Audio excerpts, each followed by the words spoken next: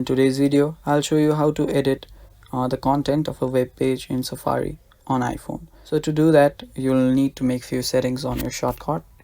So open up your shortcut, press on the add new shortcut icon on the top right.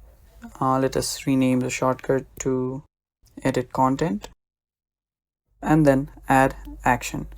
Now in add action, what you need to do is press search share and then add share.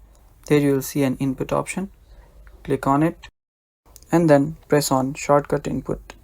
Now there you will see images and 18 more. Click on it and then press on clear. Now scroll down till you find the web section and then allow only from Safari web pages. Now press on done. Now what you need to do is press on input from and then allow this show in share sheet.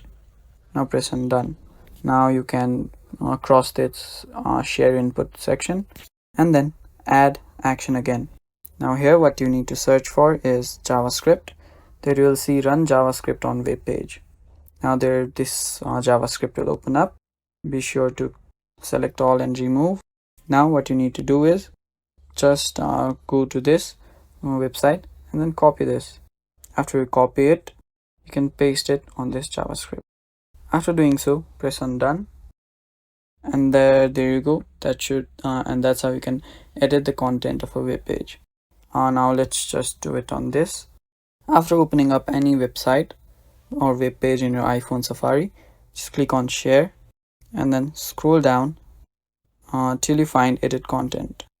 Now press on allow and then you can click on anything that you want and then you'll be able to edit. So that's all guys. Do not forget to subscribe to our channel and like the video and then check out more of our content. Thank you for watching. Bye bye.